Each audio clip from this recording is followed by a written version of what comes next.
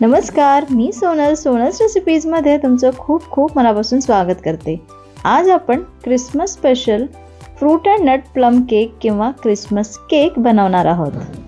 पारंपरिक पद्धतीने जर क्रिसमस केक किंवा प्लम केक जर बनवायचा असेल तर त्यामध्ये अल्कोहोल वापरतात, म्हणजे वाईन, ब्रँडी या टाईपचे अल्कोहोल वापरतात। पण आज आपण हा plum cake, fruit and nut plum cake जो आपण मस्त क्रिसमस स्पेशल बनवणार आहोत, त्यामध्ये कुठल्याही प्रकारचं अल्कोहोल आपण वापरणार नाही आहोत। तरीही तुम्ही बघू शकता किती मस्त हा आपला प्लम केक तयार झालेला आहे। तर चला बघूया हा मस्त असा Christmas special fruit and nut plum cake कसा तयार केला। तर सगळ्यात आधी आपल्याला हे जे फ्रूट्स अँड नट्स आहे ते सोक करायचे आहे। तर आता मी जसं सांगितलं की आपण अल्कोहोल वापरणार नाही आहोत, तर अल्कोहोलच्या ऐवजी आपण इथे मस्त ऑरेंज ज्यूस वापरणार आहोत। तर मी इथे 1 ग्लास ऑरेंज ज्यूस घेतलेला आहे आणि त्यामध्ये हे सगळे ड्रायफ्रूट्स घालत आहे। आता ऑरेंज ज्यूस मी इथे फ्रेश घेतलेला आहे। तर सगळ्यात आधी आपण पंपकिन सीड्स घातले, त्यानंतर टूटी फ्रूटी घातलेली आहे, त्यानंतर बेदाणे घातलेले आहे, त्यानंतर माझ्याकडे ॲप्रिकॉट होते, ड्राईड ॲप्रिकॉट किंवा त्याला मराठीमधून जर्दाळू पण म्हणतात, तर ते पण कट करून ह्यामध्ये मी घातले। मग काजू घातलेला आहे, बदाम घातलेला आहे आणि आपण इथे हे जे काळा मनुका आहे ते पण घातलेले आहे। तर हे मी सगळे इथे घालत आहे, एक वाटी, एक छोटी वाटी, आणि याला आपल्याला छान सोक करून ठेवायचे। तर हे मी 2 तास सोक करणार आहे। आता तुमच्याकडे वेळ असेल तर तुम्ही दिवसभर पण करू शकता किंवा रात्री तुम्ही हे सगळं सोक करून फ्रीजमध्ये ठेवू शकता, पण कमीत कमी 2 तास तरी हे आपल्याला सोक करून ठेवायचं आहे, म्हणजे यामध्ये हे सगळं बुडवून फ्रीजमध्ये ठेवायचं आहे।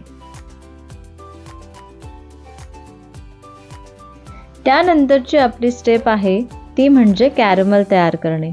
तर कॅरमल म्हणजे काय, तर आपण इथे साखर वितळवून घेणार आहोत। हे का करावं लागतं, कारण आपल्या केकला, या क्रिसमस केकला एक छान कॅरमलची टेस्ट येते, त्यामुळे इथे आपल्याला कॅरमल तयार करायचं आहे। तर मी इथे त्यासाठी 1 वाटी साखर घेतली आणि याला छान पूर्ण वितळवून घेणार आहे। आता याला लो टू मीडियम गॅसवरती पूर्ण ही साखर वितळतपर्यंत मिक्स करत राहायचं। सुरुवातीला मिक्स करायचं नाही, नाहीतर मग त्याचे गडे होतात आणि ते फुटायला किंवा विरघळायला वेळ लागतो, त्यामुळे त्याला त्याचं होऊ द्यायचं। आता तुम्ही बघू शकता इथे चमच्याला ते चिपकलं आहे, त्यामुळे लगेच चमचा यामध्ये घालायचा नाही। आता हे कॅरमल तयार करायला आपल्याला 1 ते 2 मिनिटं लागू शकतो। तर इथे आपण पूर्ण साखर या पद्धतीने वितळवून घेतली। हे बघा, या पद्धतीने पूर्ण साखर वितळली की गॅस बंद करायचा आणि त्यानंतर आपल्याला याला असंच थोडा वेळ ठेवून द्यायचं आहे। पातेलं गरम असतं, साखर पण गरम झालेली असते, त्यामुळे याचा रंग जो आहे तो थोडासा अजून डार्क होण्यास मदत होते, परत तो थोडा डार्क होतो, म्हणून गॅस बंद करायचा आहे। त्यानंतर त्याला 1 मिनिटानंतर यामध्ये आपल्याला 2-3 टेबलस्पून पाणी घालून घ्यायचं आहे। आता हे जे कॅरमल आपण तयार करतोय हे खूप महत्त्वाचं आहे। यामध्ये जर थोडाही आपण जास्त वेळपर्यंत हे उकळवलं तर याची थोडी कडवट टेस्ट येऊ शकते, म्हणून एक सिंपल टेक्निक मी तुम्हाला सांगितलेली आहे। साखर पूर्ण वितळवून घ्यायची आणि गॅस बंद करायचा। त्यानंतर पातेलं गरम असतं, साखर पण स्वतःची गरम असते, त्यामध्ये परत हीटमध्ये ते म्हणजे कुक होत राहतं। ते झाल्यानंतर गॅस बंद केल्यानंतर 30 सेकंदानंतर आपल्याला यामध्ये पाणी घालायचं आहे। आता तुम्ही बघू शकता मी इथे पाणी घातल्यानंतर असे बुडबुडे असे वरती येतात आणि पाणी ते उडायला लागतं। तर ही काळजी नक्की घ्या, एकदाच संपूर्ण पाणी घालू नका, नाही तर ते जास्त पाणी वरती येईल, त्यामुळे 1 चमचा यामध्ये पाणी घाला।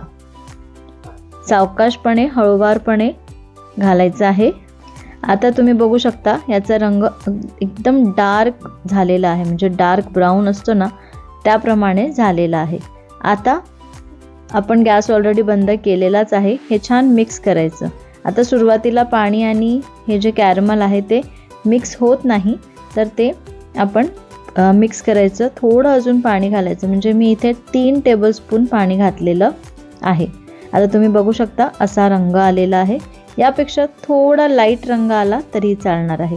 इथे माझा पण गॅस थोडासा अगदी 2-3 सेकंद जास्त राहिला, त्यामुळे असा रंग आलाय. याच्यापेक्षा थोडा लाईट आला तरीही चालेल. आता हे आपलं झालेलं आहे, हे बाजूला ठेवून देऊ. आता या केकमधली आपली पुढची स्टेप करू. त्यासाठी मी इथे अर्धी वाटी तेल घेतलेलं आहे. तेल कुठलाही घेऊ शकता, फक्त ज्याला वास नसेल असं तेल घ्यायचं आहे. इथे मी सनफ्लॉवर ऑइल घेतलेलं आहे आणि त्यासोबतच अर्धी वाटी दही घेतलेलं आहे. दही आंबट घेतलेलं आहे. या दोघांना छान मिक्स करायचं, मस्त फेटून घ्यायचं. इथे मी 1-1.5 मिनटं छान फेटून घेतलं.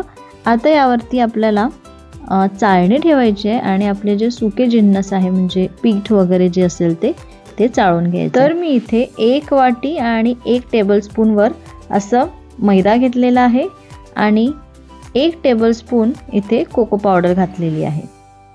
या सगळ्यांचं प्रमाण मी डिस्क्रिप्शन बॉक्समध्ये पण दिलेलं आहे, तुम्ही तिथे पण चेक करू शकता. त्यानंतर मी इथे बेकिंग पावडर घातला आहे. तर बेकिंग पावडर मी 1.5 चमचा आणि बेकिंग सोडा अर्धा चमचा घातलेला आहे. सुरुवातीला बेकिंग सोडा घातला आणि नंतर बेकिंग पावडर घातला. तर हे जे प्रमाण आहे ते अगदी योग्य आहे. आणि हा जो चमचा आहे, म्हणजे बेकिंग पावडर आणि बेकिंग सोडा, मी आपला घरचा पोहे खायचा जो चमचा असतो त्या चमचाने मोजला आहे. तर मी सगळं प्रमाण अगदी अचूक डिस्क्रिप्शन बॉक्समध्ये दिलेलं आहे, ते नक्की चेक करा. आता हे छान मिक्स करून आपण याला चाळून घेऊ.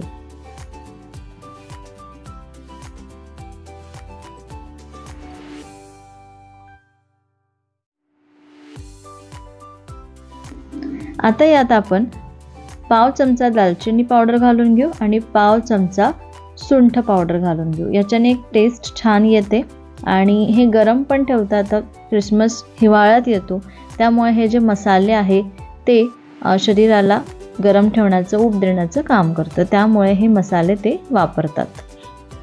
आता हे छान मिक्स करून घेऊ. आता यामध्ये आपण जे कॅरमल तयार केलं होतं ते घालून घेऊ. मी सुरुवातीला अर्ध घालून घेते आणि हे छान मिक्स करून घेते.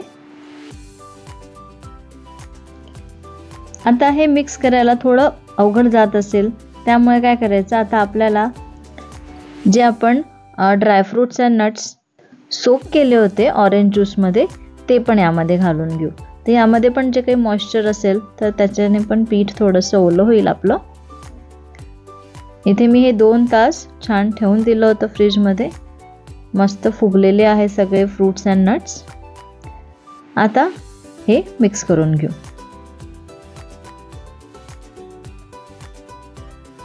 हे बघा, या पद्धतीने हे मी सगळं मिक्स करून घेतलं. तुम्ही बघू शकता इथे बॅटर किती फ्लफी दिसत आहे.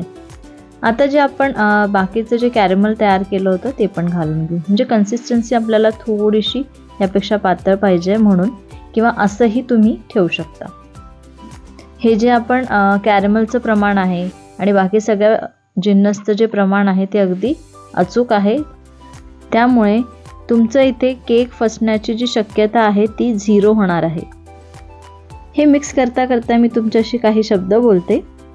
तर हे जे केक आहे, केक करणे ही एक एक्सपिरियन्सची गोष्ट आहे. कारण केक पहिल्याच अटेम्प्टमध्ये एखाद्या वेळेस होऊ शकत नाही किंवा होत नाही. आता मला पण सुरुवातीला केक्स वगैरे यायचे नाही, पण मी बऱ्याचदा करून बघते. मग कधी रवा केक, कधी आटा केक, किंवा कधी मैद्याचा केक, किंवा मग मस्त 1-2दा तर मी वाढदिवसाच्या वेळेस, माझ्या मुलाच्या वाढदिवसाच्या वेळेस मस्त चॉकलेट केक बनवला होता. तर हे सगळं जे आहे, जेवढं तुम्ही कराल, ॲक्च्युली कुकिंग पण जेवढं तुम्ही कराल, जेवढं तुम्ही प्रॅक्टिस कराल, तेवढी अजून छान होते. तसंच बेकिंगचं पण आहे. बेकिंगमध्ये पण तेवढीच प्रॅक्टिस गरजेची आहे. तर मी पण बऱ्याचदा हा केक ट्राय केलेला आहे आणि त्यानंतर मी इथे तुमच्याशी शेअर केलेला आहे. तर या व्हिडिओला लाईक नक्की करा आणि आपल्या या चॅनलवर जर तुम्ही नवीन असाल तर सबस्क्राईब नक्की करा.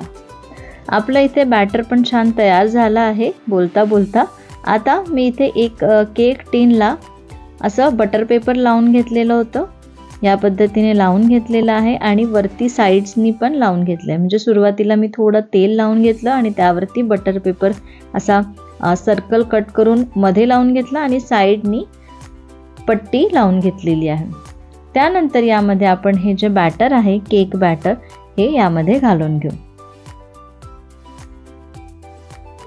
त्यानंतर आपण याला थोडं टॅप करून घेतलं आणि यावरती अजून थोडे ड्रायफ्रूट्स अँड नट्स जे तुम्हाला लावायचं असेल ते इथे लावून घ्यायचं आहे. तर मी थोडेसे काजू लावून घेते. त्यानंतर थोडीशी टूटी फ्रुटी, थोडेसे बेदाणे ठेवलेले आहे. आता जसं मी सांगितलं आपण ओव्हन वापरणार नाही आहोत. तर मी इथे एक पातेलं घेतलं आहे किंवा तुम्ही कढई पण घेऊ शकता आणि त्यामध्ये मीठ घालून घेतलं. खाली हे जे आहे ते मीठ आहे ते मी बऱ्याचदा वापरलं आहे त्याच्यामुळे ते असं झालेलं आहे. नो मॅटर, काहीच फरक पडत नाही. तो तुम्ही मीठ कितीही असंख्य वेळा वापरू शकता. त्यानंतर त्यावरती मी एक स्टँड ठेवलं आणि केक टिन ठेवून दिलेलं आहे.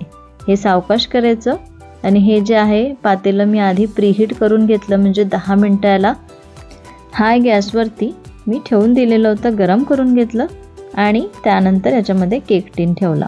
आता तुम्ही बघू शकता पूर्ण 30 मिनटं झालेली आहे. 30 मिनटानंतर आपला हा केक इतका सुंदर मस्त बेक झालेला आहे. वाटत नाही आहे ना अजिबात की आपण हा ओव्हनमध्ये केला नाही आहे. तर इथे मी आता चाकू रोवून बघते. तुम्ही बघू शकता अजिबात लागलेलं नाही आहे म्हणजे आपला केक तयार झालेला आहे. आणि केक चेक करताना कधीही मध्ये ठेवायचा म्हणजे मध्ये चेक करायचं. साईडनी केक लवकर होतो पण मध्ये केक लवकर होत नाही, शिजत नाही, बेक होत नाही. म्हणून कधीही चेक करताना मध्ये चेक करायचं. आपला केक मस्त झालेला आहे. आता आपण हा काढून घेऊ. आणि हो, केक मी 15 मिनटं फुल गॅस ठेवला होता. 20 मिनटं मी फुल गॅस ठेवला आणि नंतरचे 10 मिनटं अगदी कमी गॅसवरती हा केक बेक केलेला आहे. आता याच्या साईड्स ज्या आहेत त्या थोड्या चाकूनी मी चेक करून बघते म्हणजे काढण्याचा प्रयत्न करते. तर हे तसं इझिली निघेल कारण आपण इथे बटर पेपर लावून घेतलेला आहे.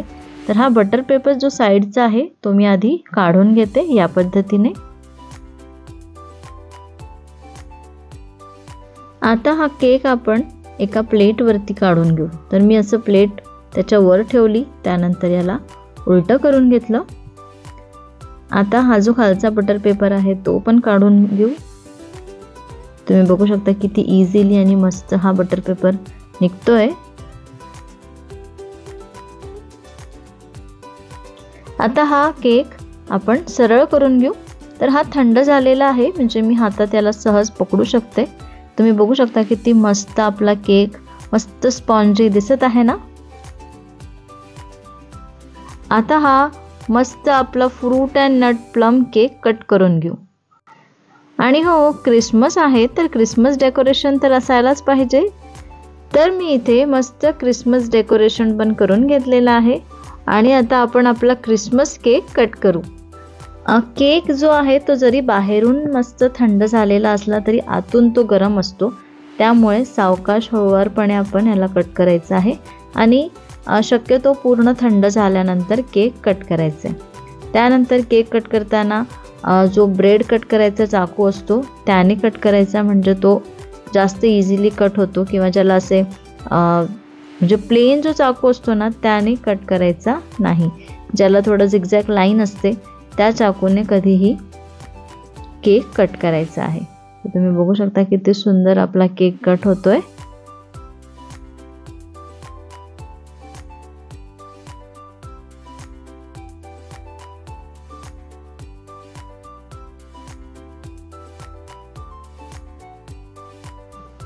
हे बघा झालाय ना मस्त स्पॉन्जी आपला प्लम केक. तर या क्रिसमसला हा fruit and nut plum cake नक्की करून बघा. या क्रिसमस केकमध्ये आपण कुठलेही अल्कोहोल वापरलं नाही आहे आणि तुम्ही बघितलं आपण तर अवन पण वापरलेलं नाही आहे. मस्त आपण गॅसवरती कुकरमध्ये म्हणा किंवा कढईमध्ये किंवा पातेल्यामध्ये हा केक करू शकतो. तर या क्रिसमसमध्ये हा fruit and nut plum cake नक्की करून बघा आणि मला कमेंट करून नक्की सांगा. हा व्हिडिओ आवडला असेल तर लाईक करा, शेअर करा आणि सबस्क्राईब करायला विसरू नका. पुन्हा भेटू अशाच नवीन सोप्या मस्त डिलिशियस रेसिपीज सोबत. तोपर्यंत मेरी क्रिसमस.